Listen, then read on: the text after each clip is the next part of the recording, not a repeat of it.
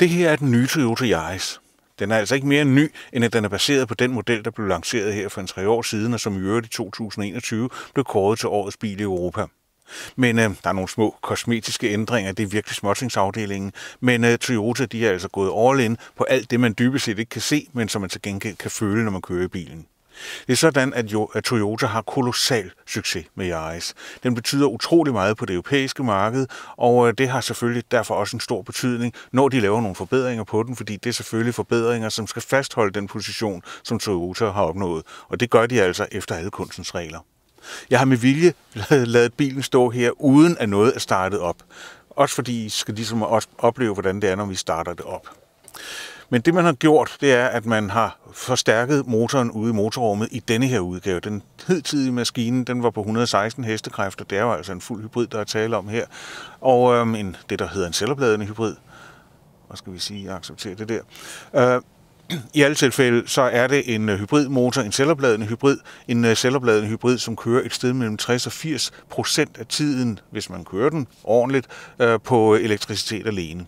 Den har man så givet nogle flere hestekræfter, og det har man gjort ved i princippet at have den samme benzinmotor, og så har man så gjort det yderligere, at man har forstærket effekten i elmotoren, men ikke så forfærdeligt meget, men tilstrækkeligt til, at den topeffekten nu er på 130 hestekræfter, og så har man fulgt med et kraftigt drejningsmoment, som selvfølgelig er en kombination af elmotoren og benzinmotoren, som er oppe på 185 Nm. Det gør, at man kan køre lidt hurtigere. Det er ikke fordi, det er så forfærdeligt meget, men det er noget med 0-100 km i timen på 9,2 sekunder, hvis jeg husker ret.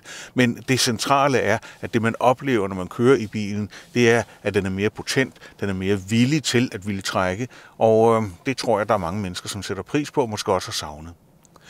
Udgaven her er en af topudgaverne, og der er egentlig ikke så forfærdeligt meget at sige omkring udstyret andet, end den altså har nogle effekter, som egentlig er meget sjove.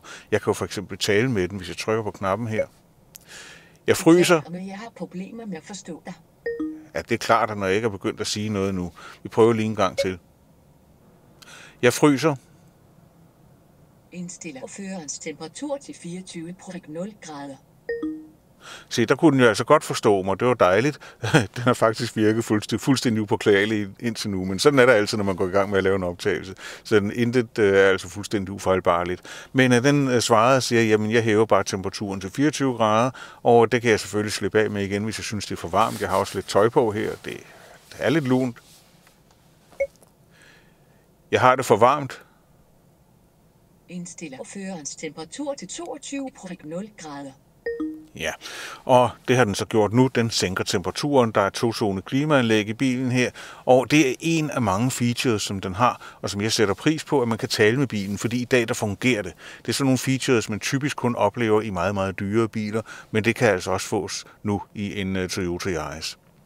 Men vi skal prøve bilen selvfølgelig. Man har gjort det yderligere, skal jeg lige føje til, det er, at man har 17 tommer alufælge på denne her, og så har man gjort det yderligere, at man har strammet affjedringen til, eller tilpasset affjedringen, måske mere end strammet den op. Men der er jo det ved det, at når man har lidt flere hestekræfter, når man har et lidt større fartpotentiale, så belaster man også den samlede bil lidt mere. Den er også en anelse tungere med den nye opgraderede motor, og det kompenserer man så for, og i øvrigt det meget udstyr, det kompenserer man så for ved at gøre affjedringen en lille smule strammere. Jeg blev lidt distraheret af, at der kommer en cykelrytter der, eller i hvert fald en, der er ude og træne, som om han var cykelrytter. Men jeg har ellers fundet et stykke vej her, som er snoet, og som kan give en meget god idé om, hvad den nye Yaris den kan. Så lad os komme i gang. Der er lige en ting, jeg skal huske til. Vi er jo i Spanien, og nu kan jeg ikke huske, om der er nogen fartbegrænsninger, men i øjeblikket, der kan head-up-displayet vise mig, at der er en fartbegrænsning på 90 km i timen. Men hvis jeg nu ramler ind i et sted, hvor der er en fartbegrænsning på 40 km i timen for eksempel, så har man det med her i Spanien ikke at aflyse eller kan annullere fartbegrænsningen, og det vil sige, så skal systemet i henhold til de nye EU-regler hele tiden gøre mig opmærksom på, at nu kører jeg altså for hurtigt, og det gør den ved hjælp af nogle dytlyde, og dem gider jeg ikke høre på. Så lad os lige se en gang. Jeg trykker på knappen her under indstillinger, og så kan jeg herinde scrolle ned til det, der hedder RSA, og den kan jeg så deaktivere. Nu er den deaktiveret, så slipper jeg for de der lyde, og det er egentlig meget behageligt, fordi at Det fungerer måske de steder, hvor man sådan meget konsekvent aflyser hastigheden, men der er altså også en anden ting, det er, at systemet er ikke perfekt. Ikke bilens system, men systemet, som det skal agere i forhold til det europæiske system, er altså ikke så perfekt, så man altid får den nøjagtige hastighed. Det er kun en vejledning, og det er meget tit, synes jeg, at man oplever, at der er uoverensstemmelse mellem de faktiske forhold, altså hvor hurtigt man rent faktisk må køre, og så det, som systemet registrerer. Men lad os komme i gang. Jeg kan sætte den hen i B, så får jeg lidt ekstra opladning. Det har jeg ikke brug for i øjeblikket. Jeg starter ud i D.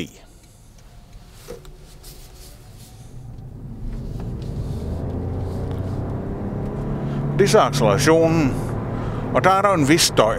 Der er jo det ved det, at kræfterne leveres til de trækkende forhjul via det, der hedder en e-CVT-gearkasse. Og det, at den er en e-CVT-gearkasse, og ikke bare er en trinløs automatisk gearkasse, der kommer vi ind på en anden type asfalt, som sender meget, meget mere støj op igennem hjulophængene, men lad nu det være.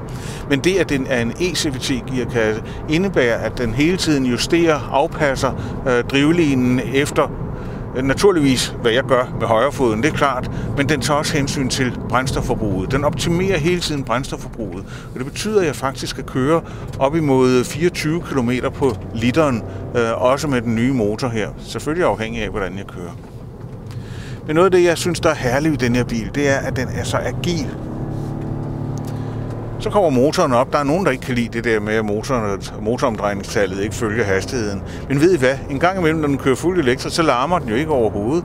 Så den lever lidt sit eget liv. Den sørger for, at jeg hele tiden har kræfter nok. Det gør den også ved hjælp af det der lille 1 kWh batteri, som er jo meget lille. Det er altså kun en 60-20 eller en 80-20 af batteriet i en elbil.